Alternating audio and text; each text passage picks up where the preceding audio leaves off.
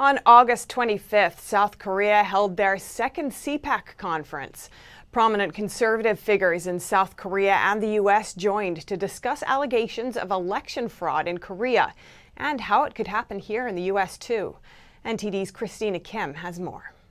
On April 15th, South Korea held a legislative election in their National Assembly. They used a mixture of in-person and absentee mail-in votes. Of the 300 seats in the assembly, President Moon's Democratic Party won an unprecedented majority of 180 seats. That is 57 more seats than they won in the previous election. Statistical evidence, however, shows extremely abnormal voting patterns, which could undermine the validity of the election. South Korean lawyer Park Ju-hyun spoke in depth about the security issues the country faced with absentee mail-in voting. The number of mailed votes that left the post office did not match the number of votes that arrived at the final post office destination. This indicates there was serious fraud in the mail-in voting system. Furthermore, the number of votes was counted and controlled by a central server, not by the individual post offices. In other words, individual post offices and regions have no counting log and no way to find out on how many votes were cast in their area. Park suggests this error allowed for more votes to be cast than the number of registered voters. Park went on to describe unnecessary pit stops in some delivery routes. Votes mailed from the southern Ulsan post office to the Ulong post office were found to have passed through a Daejeon exchange center. We've seen a lot of carriers make these kinds of irrelevant stops. In Incheon, many votes had eerily identical characteristics.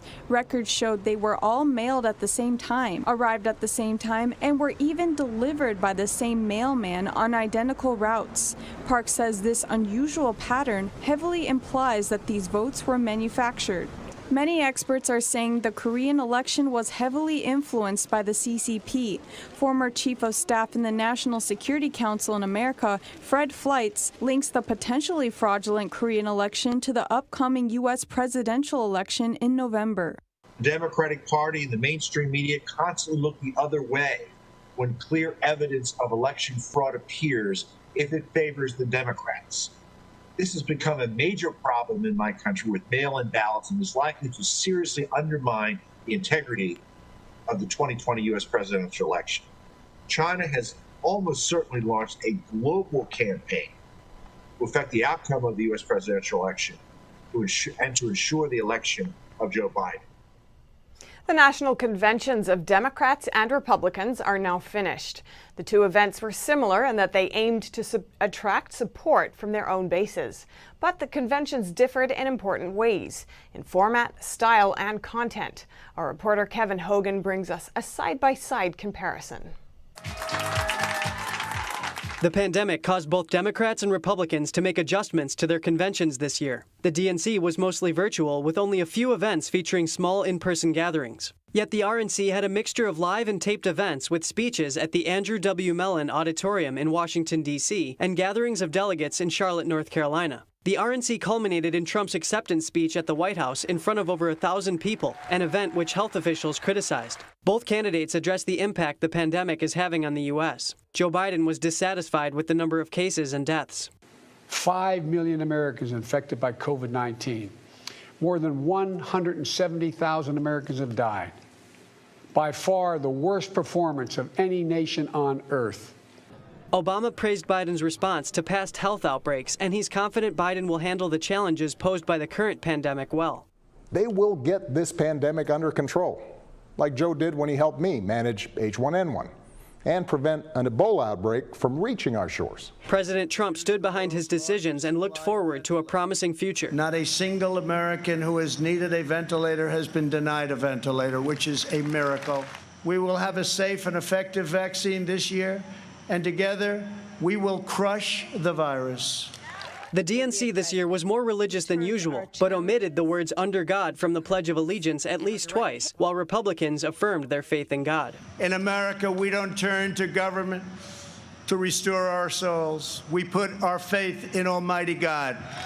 The RNC kicked off with a prayer from Cardinal Timothy Dolan. At the DNC, Father Jim Martin prayed that we open our hearts to those most in need, including unborn children in the womb. By contrast, Democratic nominee Biden plans to restore funding for Planned Parenthood, which performed over 300,000 abortions last year. The RNC featured a pro-life activist and a resolute pro-life stance from President Trump.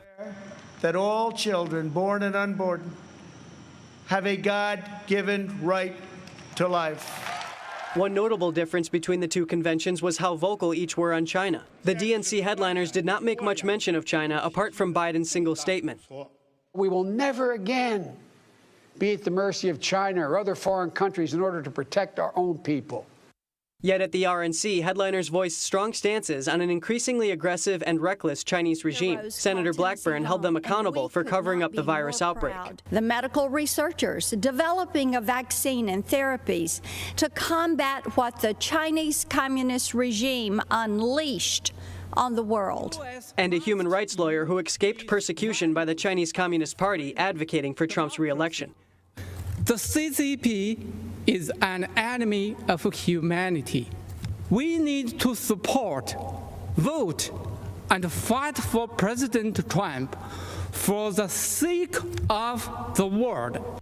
In just over 2 months, the American people will elect the new leader of the free world. Kevin Hogan, NTD News. And Beijing is warning that Chinese people will throw away their Apple products if President Trump's WeChat ban moves forward.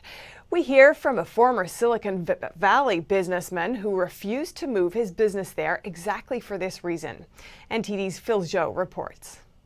China's foreign ministry spokesman warns if the U.S. goes ahead with its WeChat ban, Chinese consumers will get rid of their iPhones.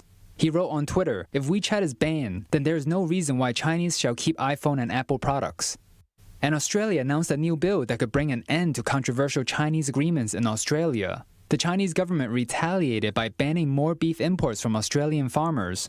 We spoke to American businessman Ray Zinn. He worked in Silicon Valley for decades. He's one of the few who did not move his business to China exactly for this reason. It doesn't surprise me at all. This is exactly what I would expect China to do. We have said here in this country, America first.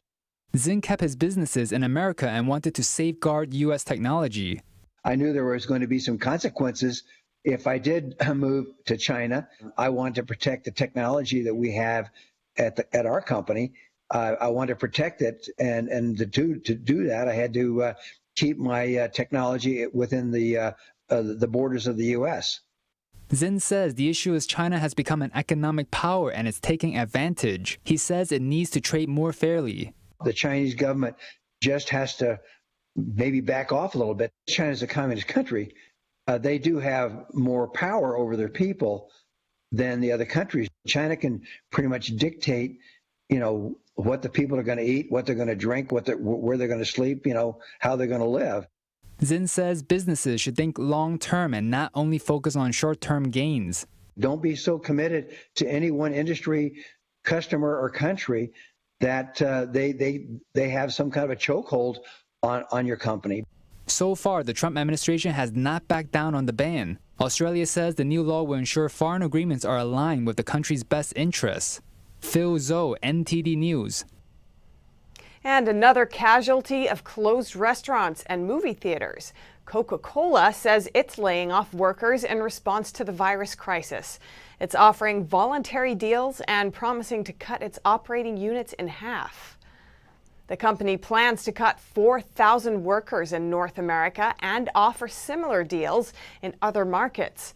The voluntary packages would cost around $400 to $500 million. Coca-Cola also says it'll cut its global business units from 17 down to 9. Last month, it reported a 28% drop in quarterly sales.